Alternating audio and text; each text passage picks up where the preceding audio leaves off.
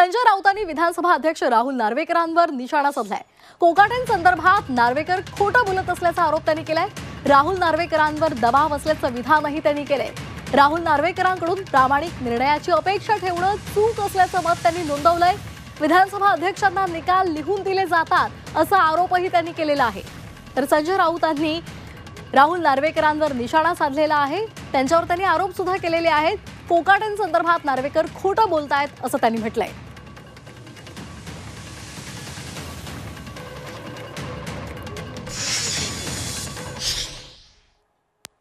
संपूर्ण कायदेशीर प्रक्रिया पाळली जाणार आहे। सुनील केदारांच्या संदर्भात पण संपूर्ण कायदेशीर प्रक्रिया पाळली गेली होती आणि त्यानंतर योग्य ती कारवाई केली होती। घटनेत दिलेल्या तरतुदीनुसारच कारवाई केली गेली होती आणि ह्या संदर्भातही घटनेत दिलेल्या तरतुदी आहेत आणि या संदर्भातले जे नियम आहेत त्या सगळ्यांचं पालन करून योग्य निर्णय घेतला जाईल। विधानसभेचे अध्यक्ष खोटं बोलतायत। विधानसभेच्या अध्यक्षांवर दबाव आहे।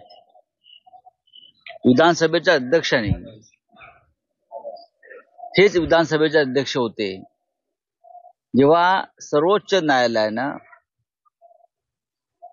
40 आमदारांच्या अपात्रतेसंदर्भात निर्णय घेण्याची जबाबदारी, निष्पक्षपणे निर्णय घेण्याची जबाबदारी याच अध्यक्षांवर टाकली।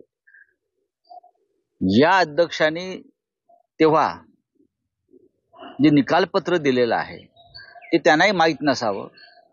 ज्या प्रकारे ते वाचताना अडखळत होते ते पाहता कुठून तरी ते निकालपत्र आलं होतं 40 आमदारांच्या अपात्रतेविषयी आणि ते फक्त वाचत। आणि आता माणिकराव कोकाटेंच्या बाबतीत त्यांच्याकडनं